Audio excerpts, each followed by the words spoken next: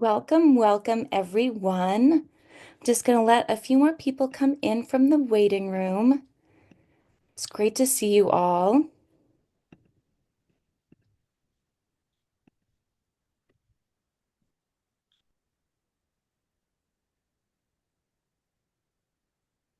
All right. Well, welcome everyone. Thank you so much for everyone who's joining us live for today's Lunch and Learn, the future of transit, building a more equitable and sustainable transportation system in Maine. And thank you to everyone watching the recording. We are delighted to welcome Andrew Clark, the Transit Program Manager at the Greater Portland Council of Government. Andrew, thank you so much for joining us today. Thanks for having me. My name is Maggie Summers. I am the Program and Outreach Manager at Maine Conservation Voters and Maine Conservation Alliance. Our organizations represent more than 13,000 members and supporters dedicated to building a just, thriving future for all by acting on the climate crisis, protecting the environment, and safeguarding our democracy. MCA does that by bringing people and organizations together to educate, inspire, and advocate, and MCV by advocating for equitable policies, holding elected officials accountable, and winning elections. Since 2020, this weekly online Lunch and Learn series has helped us advance all of these goals, creating a shared space to explore our environmental and social history, policy priorities, climate action movement, and more. And a few notes before we dive into today's program. We're going to hear from Andrew first and tackle your questions in the Q&A session at the end, but you don't have to wait. Please send your questions to me or Gabe Cole, who's sharing his screen right now, through the chat as they occur to you. We'll synthesize them and ask as many as we can following the presentation. And we ask that you not message Andrew directly so that he can keep his focus on the presentation. And if you have any technical difficulties, please message Gabe and he will help you out. This event is being recorded and the video will be posted on YouTube later this afternoon. And you can also find recordings of all of our programs on YouTube, where we have a number of playlists that help you focus in on particular topics. But thank you so much. It's great to see you all. And Andrew, I will turn it over to you. Great. Thank you, Maggie. Let me go ahead and share my screen, pull up some slides here. Um, so for starters, I am indeed Transit Program Manager at what says here GPCOG, Greater Portland Council of Governments. And the Greater Portland Council of Governments is a regional planning agency. So in that capacity, we pull together municipalities in the Portland region, ranging as far south as Biddeford, up to Freeport, and out to the Lakes region, Bridgeton, Sebago area. And our focus, in addition to transportation and transit, we have a sustainability team. So we do a lot of climate action planning for municipalities. We have economic development team, community planning team. So we are a multidisciplinary planning agency with a regional focus. And that is us filling the niche between, say, Maine DOT, which is focusing on statewide, and all the municipalities, which will focus on their own municipalities. Well, by having multiple municipalities at the table, we can create a regional transportation system that doesn't change just because you cross municipal lines. So that's my very brief intro, I suppose, on what Greater Portland Council of Governments is and what we do. One thing that we've undertaken recently in the last few years is, and it's going to be the majority of my presentation here, is the Gorham Westbrook Portland Rapid Transit Study. And I'd give an overview of it, but I think I'll just dive into the slides because the first few slides will explain what it is that we're doing. So let's see here. First, I want to just level set everybody here with what is rapid transit. Rapid transit is its own special thing. It is not just taking the existing bus and making it a little bit faster and nibbling around the edges. It is intentional infrastructure and service investments to develop an entire new service for the customer. And so let's work towards a definition here. Here we have a bus. This is not screaming rapid transit to anybody. The problem here, of course, is that we are stuck in traffic. So look at all these cars in the way and trucks making deliveries and taxis and endless Ubers and so forth. So if you are stuck in traffic, that is not rapid transit. Here's the next one. Something similar going on, but what we're focusing on in this picture is the red lights. So stuck at red lights, not rapid transit. Here's a photo of the boarding process, a basic boarding process, and this is a slow boarding process. So this is not rapid transit either, and this is slow mostly because of fare collection. So everybody's got to go through the front door, tap their card, pay the driver, whatever it is to validate the fare. So you've got a dozen people here crowded around the front door of the bus trying to get on, and that is causing delay. What's going on here? Pretty much everything is wrong with this. So this is a very sad stop. This is a very sad place to be.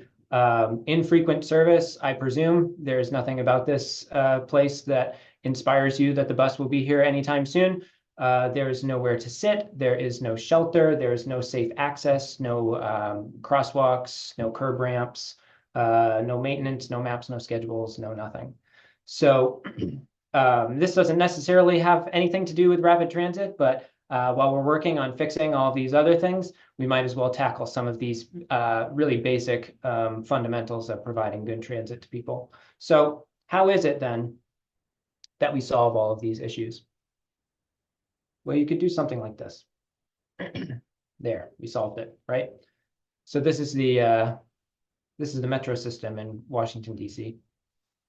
And stay with me here, but what have we done?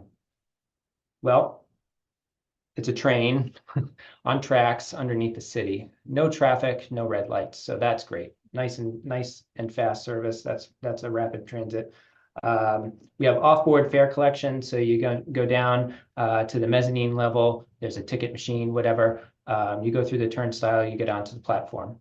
So that's going to speed up boarding because the next piece is that the train pulls in, all doors open, and you have all door boarding. So no more huddling around the front door to pay the driver. Some real-time arrival information. So this sign is going to say, you know, the next train is coming in 3 minutes, in 5 minutes, in 8 minutes, something like that. And you've got frequent, high frequency all day service.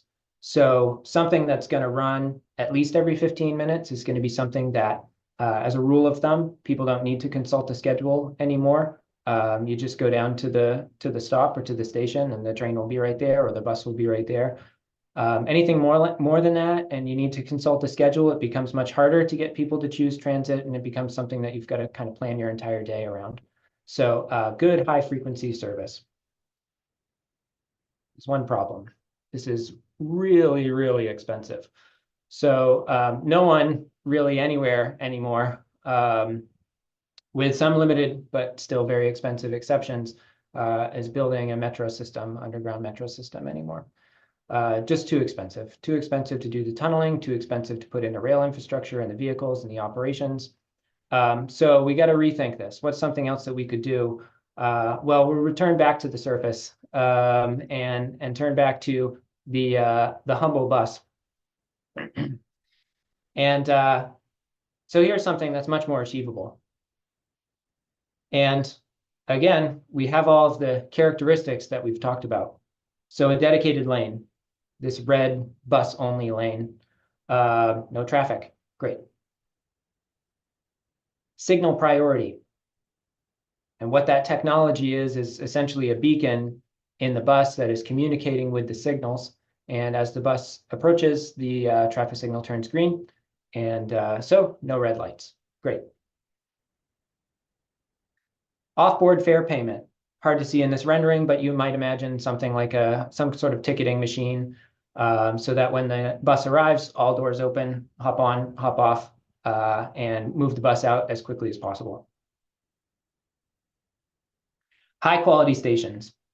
So this is creating actual real places that people recognize as, a proper station, and, much more than a post, a sign on a post, or a sign that's barely hanging onto a post or something like that.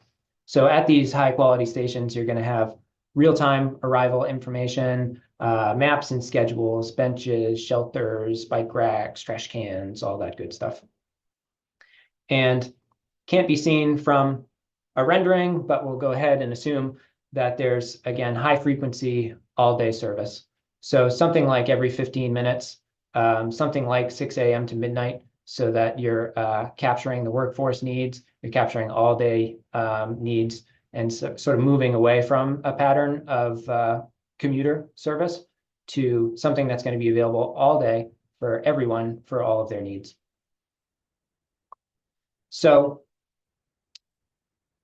as far as a definition, and this is not a technical definition, but this is what I kind of like folks to think about when, what does rapid transit mean? It means to free your service from the constraints of operating in mixed traffic. And you can do that by spending a gazillion dollars in tunneling underneath the city, or you can do that by painting some lanes red and making space for that bus service to move through the streets without operating in mixed traffic and getting bogged down. One more definition piece, because I made this same presentation to another group for another project. And there was some interest at that with that project of a commuter or express service along a highway. And so commuter or express service along a highway corridor is not rapid transit, still not the same thing, right? And why not? Well, it can still get stuck in traffic. So building new highways doesn't build us out of traffic problems. You can still have a traffic jam on the highway. No red lights. Okay, I'll give you that one for the most part. Boarding can be slow. Typically on these commuter coaches, there's only one door at the front. So even if you've paid already in advance, it's still a slower process. And you can see there's kind of steps to get up and in there. So they are ADA accessible, but if there's a need to have a wheelchair on there, you've got to drop the ramp, you've got to make some room inside the bus. So boarding can still be slow. It's a low frequency service. It's a commuter-based service. So it might be every 30 minutes. It might be every hour. It is not midday and it is not late night. And that the travel times can creep up if you aren't careful with where you put the station. This example, this is commuter service between Boulder and Denver in Colorado. And they have a really slick system of off-ramps that are really only available to this bus service. So they can slide off the highway. The station's right there. You've got the overpass to connect you to the other side, and then you zip back onto the highway. So in this case, it works. But if you don't have that infrastructure, then a highway-based commuter service is still going to be pretty slow. So thank you very much for indulging me on that. What is rapid transit section. Now I'll talk about the actual study that we did here in the Portland region to connect the Gorham-Westbrook Portland corridor. And this all starts from a plan we have called Transit Tomorrow. This is the region's long-range transit plan, and it includes 4 goals: to make transit easier so that more people choose it, to create frequent connections so that it is available more often and when people want it and where people want it, to invest in rapid transit. So this whole study, and to create transit-friendly places. So not only how can we get transit to serve where people need to go, but how can we put those things that people need to go to in places that can be easily served by transit. So it's not just a what can transit do for me, it's kind of what can we do for transit to set it up for success. But of course, invest in rapid transit is our focus here. So the Gorham-Westbrook Portland corridor is one of several, and the first of several to be studied. And so you can see this diagram here, several lines radiating out from downtown Portland. And the Gorham-Westbrook branch was selected first based on the existing ridership on the network that we do have right now. infill development opportunities, some future development that we see happening along that corridor. And so we felt this was a good place to start. So the project purpose, um, pretty bread and butter, providing fast, reliable, frequent service between Gorham, Westbrook, and Portland's major activity centers, major transportation centers. There are a number of goals. I won't read through them. I won't dwell on it, but it's pretty basic stuff, right? We want to grow the ridership. We want to provide new opportunities, improve mobility, and so on. I will point out the last one, though, focus on practical and implementable solutions. So all throughout this, we wanted to make sure that at the end of the day, we're going to have something that's actually going to work.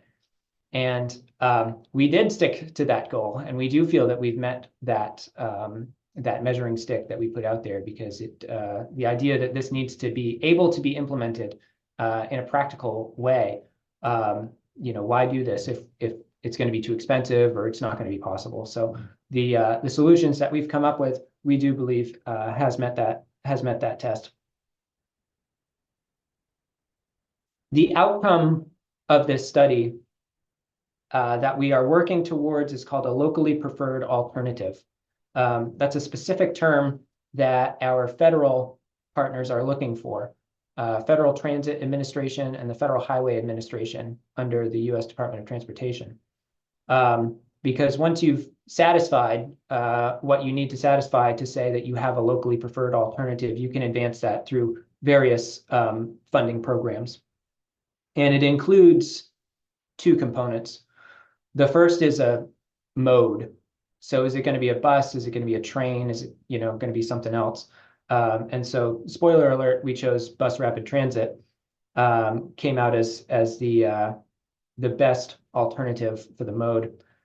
The second piece is an alignment, and that's a general sense, not down to every last detail and every last block, but where is this service going to run? And we call that alternative one Bright Nav, and I will show on the maps where that is specifically. But just know that this is what we were trying to identify throughout the study, and where we landed was a bus rapid transit on Bright Nav. How did we get there? This map is called like the universe of potential alignments or something like that. And that's a really nerdy, wonky way of just saying, put every idea on the map that you can.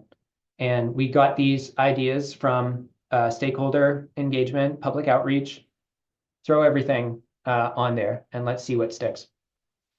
From there, we whittle it down using a number of factors to these. So we're going from, the broadest, most inclusive options, whittling it down to this, and whittling it down to this. So there's a number of filters, if you will, lenses that we apply, and it's things like ridership potential, travel times, employment population densities, things like that. Wetlands impacts, environmental impacts. So you're going to impact down here the Fore River area. So obviously that's something we need to stay away from. Habitat, all those kinds of things. But we end up with these four options, and then finally you can see alternative one where we landed. And to orient you on this map, this is Gorham, and what we have out here is USM Gorham. And that works really well as an anchor to the western end of the service. So coming from USM Gorham through Gorham Village along Route 25 into downtown Westbrook, still a little bit of wiggle room here in exactly how this plays out in downtown Westbrook, but eventually making your way to Bright Nav. And what we have here also is the Rock Row development. So if folks are familiar with that, a large sort of housing, mixed use, restaurants, entertainment, all these different things being developed here at Rock Row, the old quarry site. Shooting along Bright Nav in towards downtown. This here is USM Portland campus. So USM is quite keen on what we're doing because now you've got really a direct shot between the two campuses. And then making your way to Congress Street through downtown and over to the waterfront. The other big one here is you're getting pretty close to Maine Med, over 10,000 employees, the largest employer in the region, and so obviously would be a huge generator of ridership. So that's going to orient you on where the service is imagined to be. A few other things that you don't pick up from a map, but in our analysis, yes, we do hit that high frequency target. So that riders don't need to consult a schedule. You just go down to the stop and the bus will be along shortly. So it's Portland to Westbrook every 10 minutes and Westbrook to Gorham every 20 minutes. What that means in practice is that every other trip turns around in Westbrook and doesn't go out all the way to Gorham. But still every 20 minutes to Gorham, that's an improvement on the service that they have now. And that is an excellent level of service to get out there. And this is basically all day. Transit priority infrastructure along nearly half the route. A lot of work left to be done on what this is specifically and what these sort of infrastructure investments are going to be. But things like bus lanes, things like the transit signal priority that I spoke about. Queue jumps, this is one I didn't touch on, but that's essentially a mini bus lane. So if you come to an intersection and you've got 10 cars stacked up waiting at a red light, a queue jump is just a mini bus lane to get the bus basically to the front of the line. And again, those enhanced stops and stations, high quality amenities and bike and pedestrian access. So we want people to be able to walk, people to be able to bike to the service. So think back to those renderings of what the stations can look like. Let's talk a bit about public outreach. We had a really great team, consultant team that helped us spread the word on this. So we did several pop-up events where, as you can see here, we have some posters set up. We had snacks. We had some flyers, things like that. We had in-person meetings, virtual meetings. We had surveys. And all told, we have over 2,300 people engaged in this effort. And that is not put a flyer in someone's hand and they like immediately throw it away. This is actual conversations with real people. So we're really pleased with the public engagement effort that we've done. And our consultant team was too. They said, they do this work all around the country and they were impressed with the level of engagement that they got. That effort culminated in a final survey of over 600 respondents. Again, really happy with that number, but the number we're super happy about is that 85% of respondents indicated that they support the project. And so I like to say, find me 85% of people agreeing on anything these days. And so we're really happy with where we think we landed on the public outreach. So moving on to phase 2, which is underway or getting underway now. The next step of all this is what is called preliminary design. And the step after that would be construction. So this study identified, as I said at the top, only a locally preferred alternative, only the mode and the alignment. So there's a lot of questions left to be answered in this preliminary design phase. Where exactly will those stops or stations go? Where exactly and to what degree will we implement priority treatment, the bus lanes and the signal priority? What are the impacts of this construction on other modes of travel? So were we planning on putting a bike lane there? So a bike lane plus a bus lane, and now we don't have space. So we've got to be able to have those conversations about the priorities. Impacts to parking. That's always a big one. I wish it wasn't, but it is. Especially as we go through some of the downtowns of all three really of the municipalities, Gorham, Westbrook, Portland. So Where we are now is GP my agency, has kind of put a bow on what we've called the conceptual planning, and we've handed the reins over to Metro, Greater Portland Metro, the transit provider in the region. And it'll be on them to work with Gorham, Westbrook, Portland, Maine DOT, and us to develop a scope of work on what exactly are all of these questions here that need to be addressed and get us into a preliminary design stage where we start actually putting things on paper on how is this going to look when it's constructed. And so that work is just underway now. Um, and we'll be really kicking off more in the coming months. So stay tuned for more there. And Maggie, that's all I have. Thanks for listening, and happy to take any questions. Thank you so much, Andrew. And if you want to pull down your slides so we can all look at each other, perfect. Thank you so much. We have gotten so many questions. And I'm gonna start with one that I feel like a lot of us are probably wondering and thinking about, especially with how things are going at the federal level. And so I'm just wondering, when we're talking about funding for this project, are there federal or state funding opportunities? Do you have any sense of how what's going on at the federal level with those agencies is going to potentially affect this? So we had been targeting a handful of opportunities, mostly provided through Federal Transit Administration, discretionary grant programs, and one through USDOT, the sort of broader umbrella, which is called a RAISE grant. It is difficult to know, just to be honest, the future of those programs. I suspect they will continue in some form. I do not know the level to which they will be funded, so how much is available that we and all other projects like us around the country are going to be competing for. And I also suspect that the criteria will have shifted. So we have a strong project, no matter how you frame it. So we're prepared to make that case for whichever program we seek.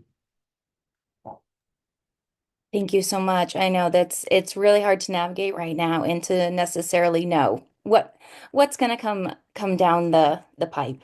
Yeah. So like you said, a lot of people are asking questions about traffic for passenger vehicles and wondering how this plan might affect that. Do you think that it's going to potentially create more traffic for passenger vehicles, or is it going to lighten that load? Do you have any ideas about that? Well, I think that's part of what we need to figure out in the next planning phase, the next design phase. You know, Sure, on its surface, if you have two lanes for cars and we want to make one of those a bus lane, does that now make it, all those cars now got to use one lane? And so does that become too congested? Well, this is where all the different agencies need to put their priorities on the table, because having more transit service available is in and of itself a congestion mitigation strategy. Because where that service before had been every hour, every 40 minutes, every 30 minutes, something like that, you might think, you know what, I'll pass, I'll just drive. If it's every 10 minutes, that's a much different conversation. And if it's a reliable service, which you need the bus lanes, you need the signal priority to be able to hit those reliability targets, that's a different conversation. And if I'm sitting in traffic and the bus just keeps zooming by, now I might think, you know what, I'm going to take the bus next time. So, yeah, I mean, that we have to have those conversations in the next phase. But we want to be able to really put all the priorities on the table and have a clear conversation about what those priorities are. Thank you. It's clear that this project has come out of so many facets of, things that need to happen, whether it's we need more transit, we need to start being better to the environment. And so I was wondering, do you have an idea about what the expected environmental benefits would be from rapid transit, and how this project might fit into Maine's broader climate and sustainability goals? Yeah. Um, yeah, I mean, congestion, we all know on this call the pollutants and whatever, and I confess that is not necessarily my area of expertise, but certainly there's going to be benefits from reducing congestion and getting those cars off the road if that ends up being the outcome of this, which we certainly would hope that it is.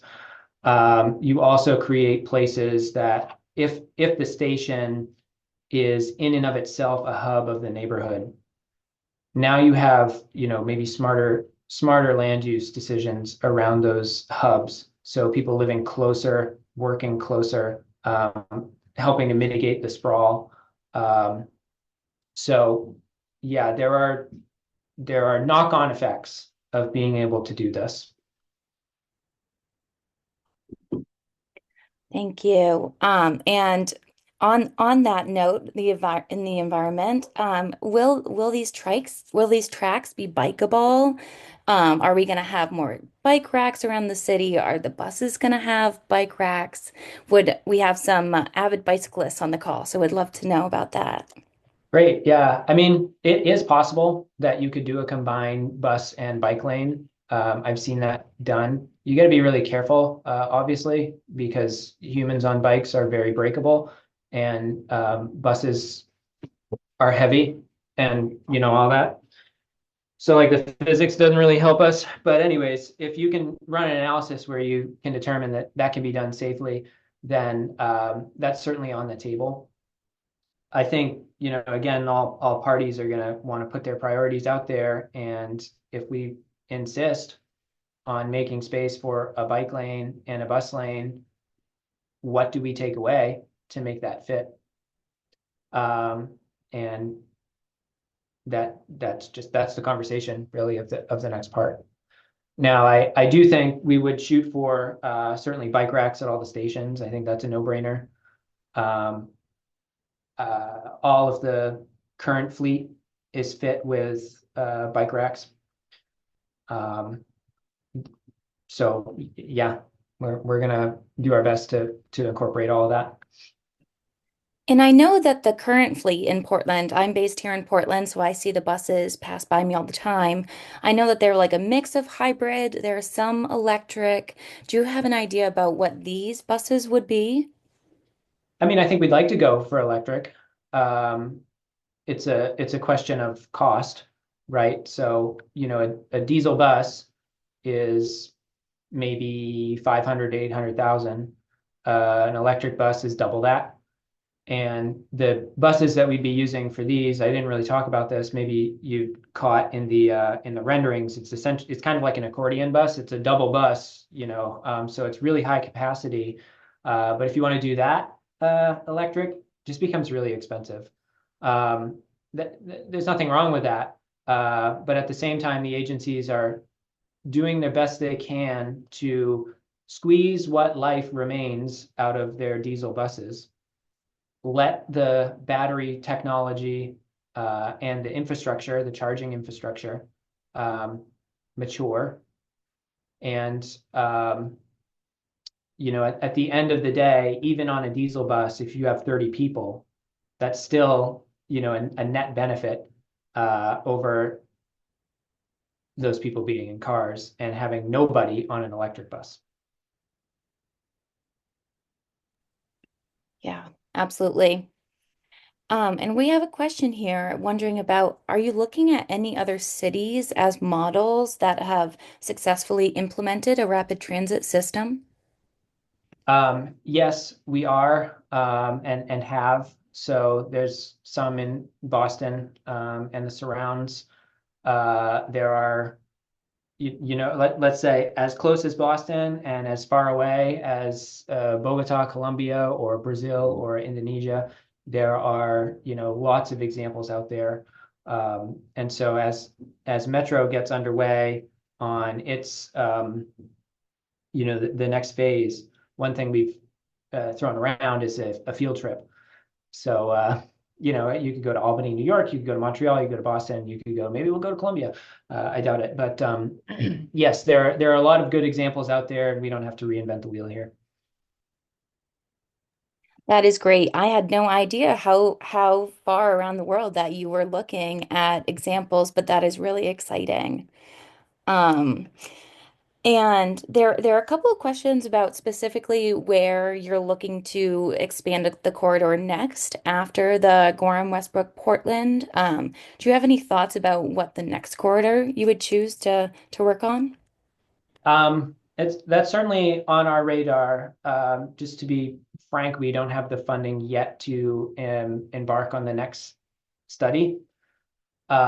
But the corridors are in no particular order, down to Biddeford Saco, up to Brunswick, out to North Windham, excuse me, and something connecting over to South Portland.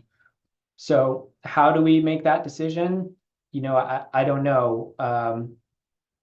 Probably a combination of the opportunities that we see as far as the space to expand the service into, the ridership potential, the density, the development potential, all of that would be on the table. But the big one is needing to find the funding to be able to have the study.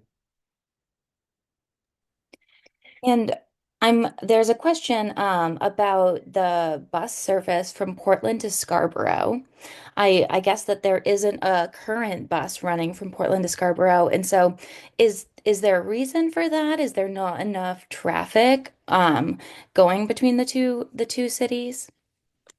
Well, there actually is service between Biddeford Saco and Portland that runs through Scarborough on Route 1. It's not particularly high frequency, unfortunately.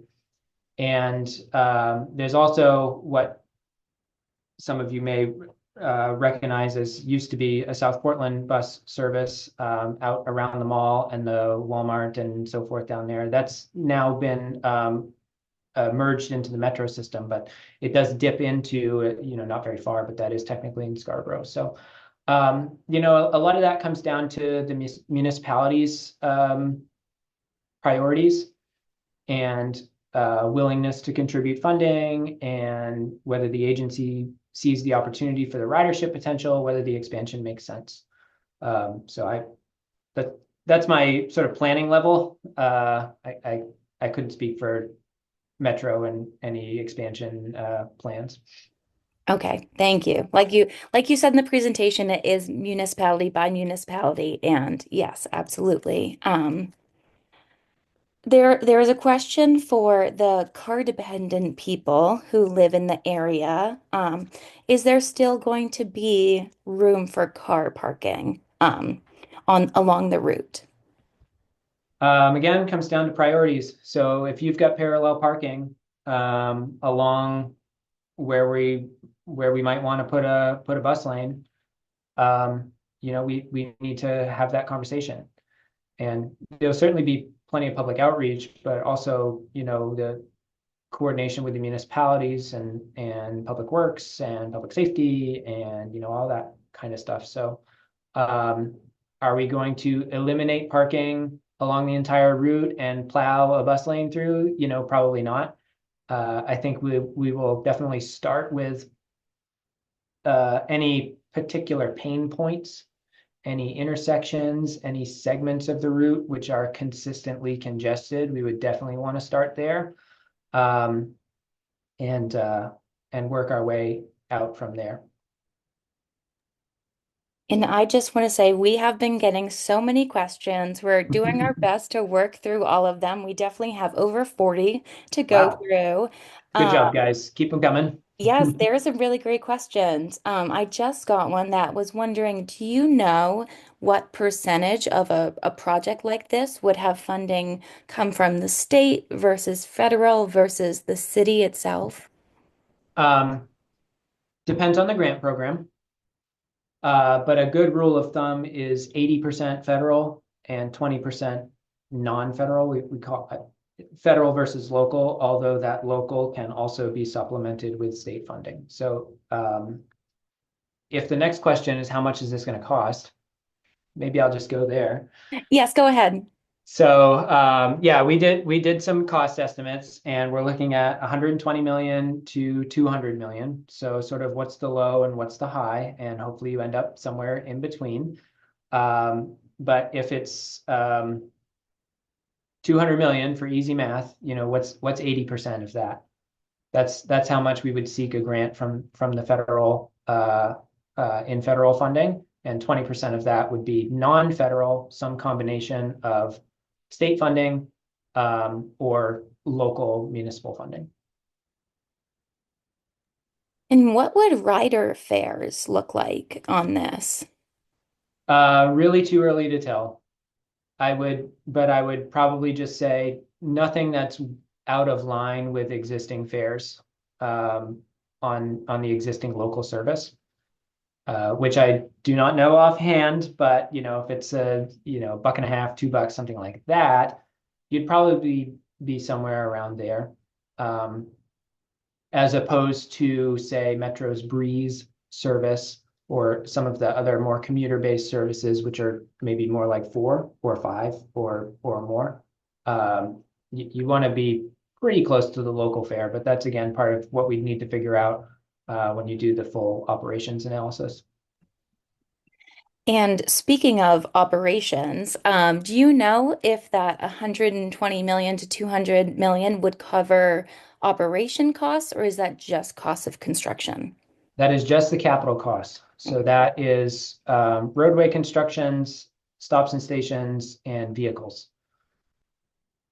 And I think the annual operating, I was just looking at the report to try and refresh my memory because I knew this question would come up. I want to say maybe 4 or 5 million a year.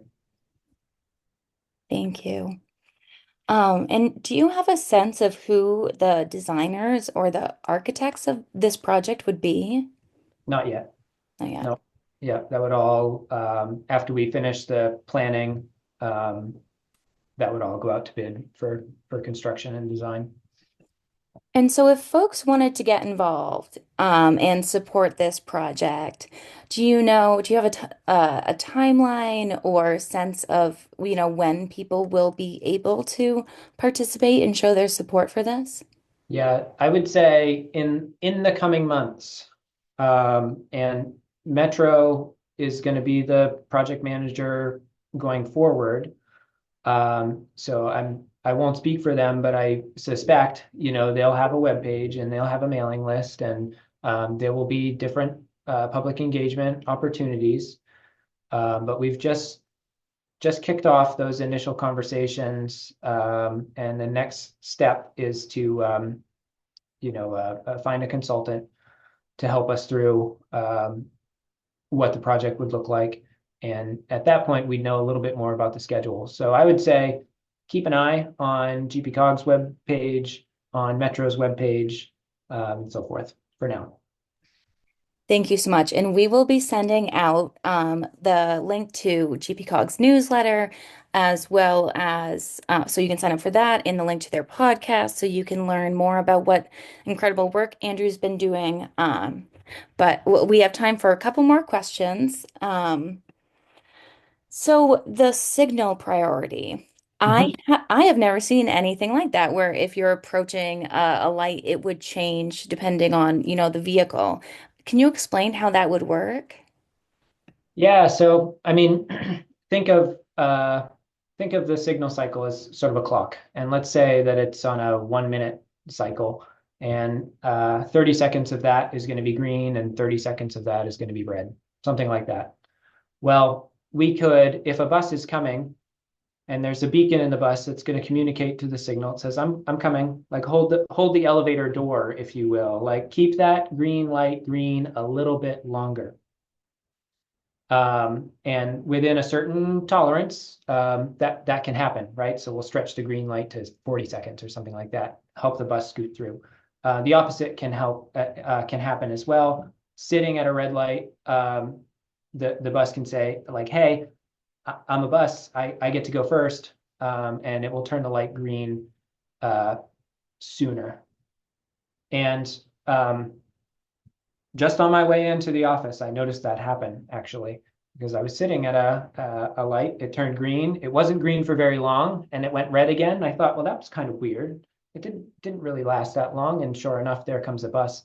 So as you're riding around in the area, you'll probably start to notice it. Now that you know that that can happen, you might think that was kind of weird. It didn't stay green long enough, and you probably just got helped the bus get through the intersection a little bit faster. That I did not know that buses were already doing that. Yep. That is really interesting. Yep. And I was wondering, we have a few college students on the call. Thank you so much for joining. And I was wondering, are there going to be any incentives to encourage college students to take the bus into Greater Portland? Thinking about Bowdoin or Bates or any of the nearby colleges that aren't right in Portland. This is another like won't speak for Metro kind of thing, but it's very common to have a pass program for schools, for businesses, so that their employees can get don't have to drive or whatever.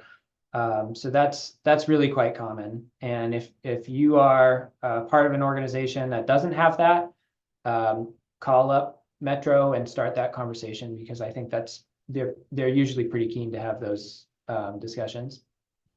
It's a great way to generate ridership. That is really good to know. Thank you so much. And we will put Metro's contact info and the link to the website in the follow-up email. So look for that. I guess I And better give them a heads up. give them a heads up. Yeah, people might be reaching out, asking a few questions. And we have time for one more, and it is about pedestrian pathways. The person came in late, and so they didn't know if they missed it, but is this going to be building any more pedestrian pathways as well? I mean, I would say that safe access for pedestrians to the stations is critical. So it will absolutely include that as part of the scope. Yeah. Thank you so much, Andrew. Thank you for all of your time and everyone for all of these wonderful questions. Like I said, you'll get the follow-up email. Make sure to support Andrew and the great work that GPCog is doing. And I will see you back in this space next week. We're going to have the Honorable Donna Loring and Chief Judge Eric Maynard of the Penobscot Nation Tribal Court coming to talk about their report, One Nation Under Fraud. So I'm really excited about that, and I hope to see you all next week. And again, Andrew, thank you so much. This was so incredible. Thank you. Glad to be part of it. Thank you so much. Have a great day, everyone.